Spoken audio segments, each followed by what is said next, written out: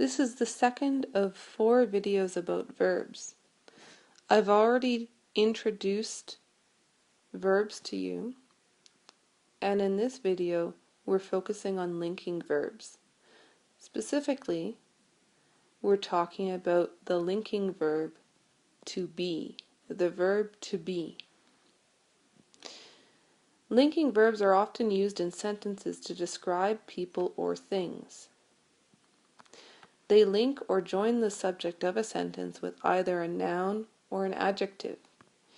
In other words, we could describe a person or we could describe a thing. And sometimes when you describe a person, you say who they are or what they do.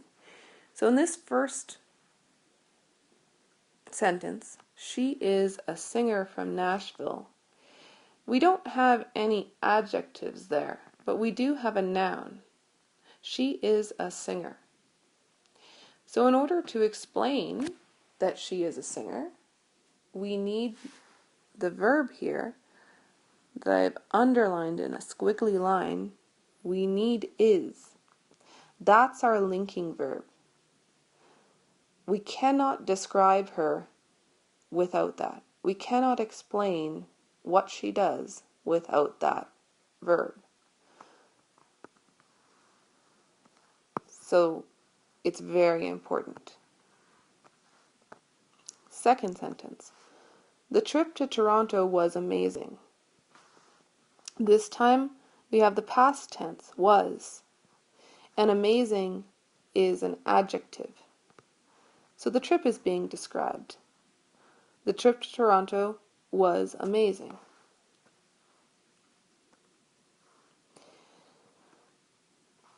So to show you in a little bit more depth here, you could look at the verb and you could conjugate it. So on the left-hand side of my chart, I've taken the different tenses, the simple present tense, the simple past tense, and the simple future tense, and I've conjugated it for you. So conjugating a verb shows you how you would use it in a sentence without writing out the whole sentence. And of course on the right hand side I have some example sentences for you. But on the left, let's just quickly read through how you would write out each tense. So in the simple present tense, I am, you are, he is, we are, you are, they are. So that tense could be used to describe or explain something that's happening right now. Or maybe something that always happens, something that happens on a regular basis. Simple past tense. I was, you were, he was, we were, you were, they were. So obviously that's something that happened, or it's describing maybe what somebody was like or what something was like in the past, at some point in the past. Simple future tense, I think this is the easiest one to remember. I will be, you will be, he will be, we will be, you will be, they will be. You could also say it will be, right?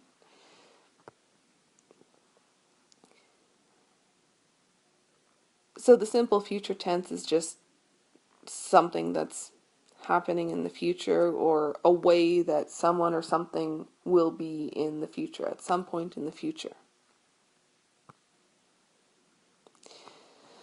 Now what I want you to get out of this chart on the right hand side here is how we're using the verbs that I've underlined, and we're linking that verb with whoever we're talking about to a way that we're describing them.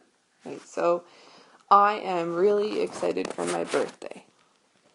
Can't describe myself without the verb am.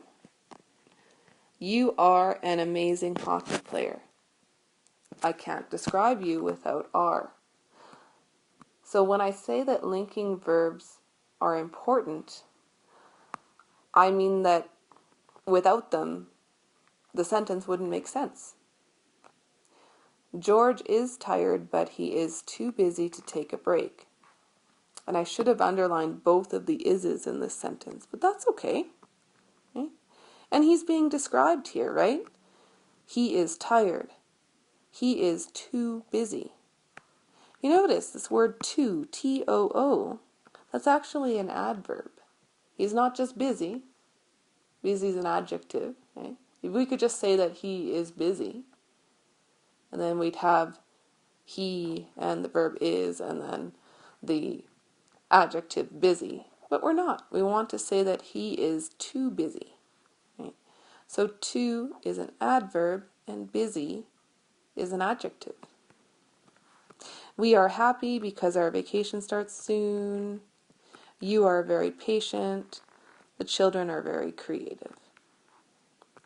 Then we go into the simple past tense. So again, this is what all of these people were like, or how they were feeling, or what they were doing at some point in the past. And if you notice, all these examples are about people.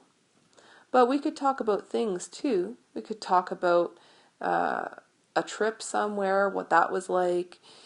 We could talk about some kind of experience. We could talk about a place that we visited.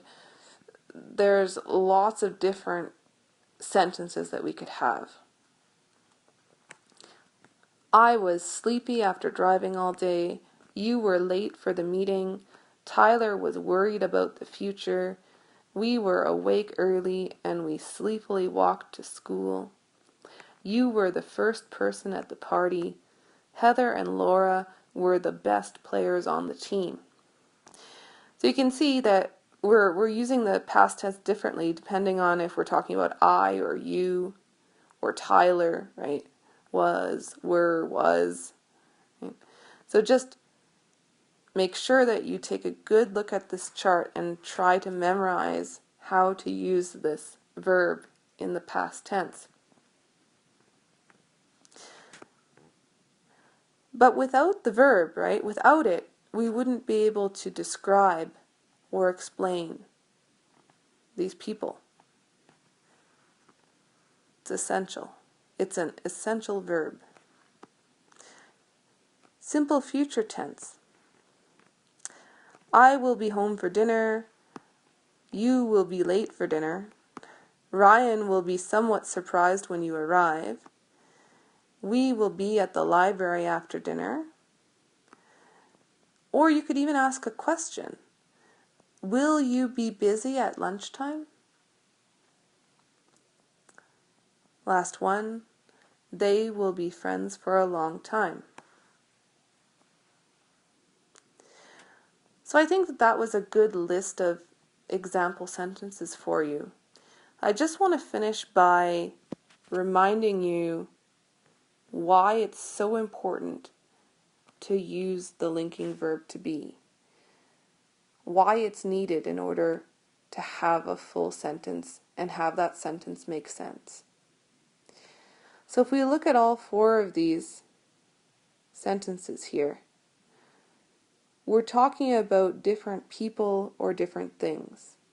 Those are our subjects. So we're talking about him, he, right? We're talking about some guy. We don't know who he is, right? And he is a pronoun.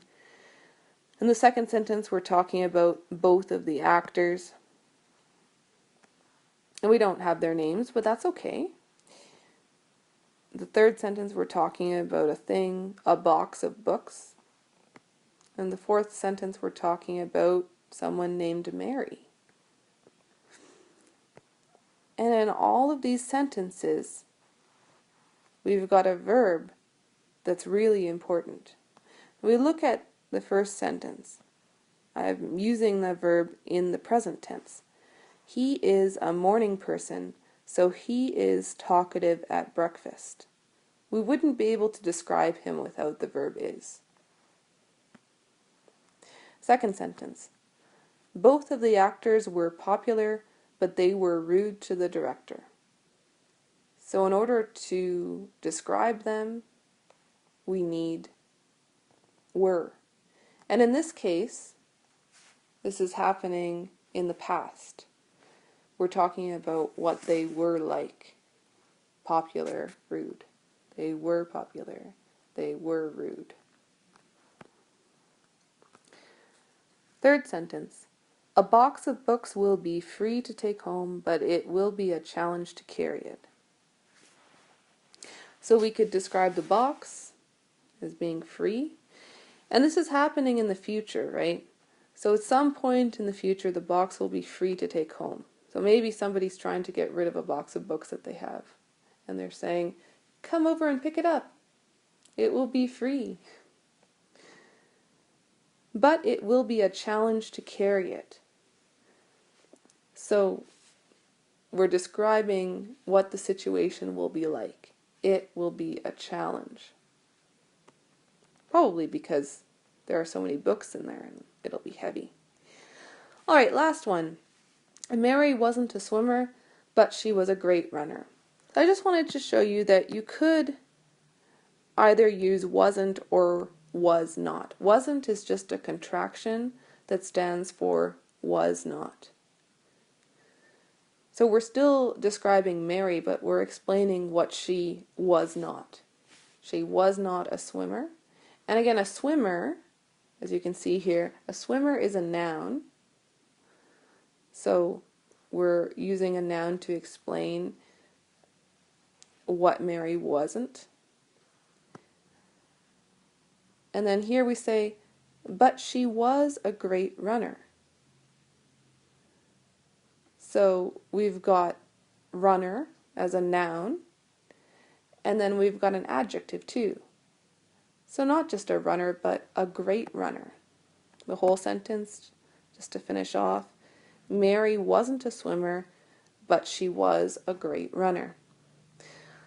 Well, I hope that all of my examples have been helpful, and I look forward to the next video.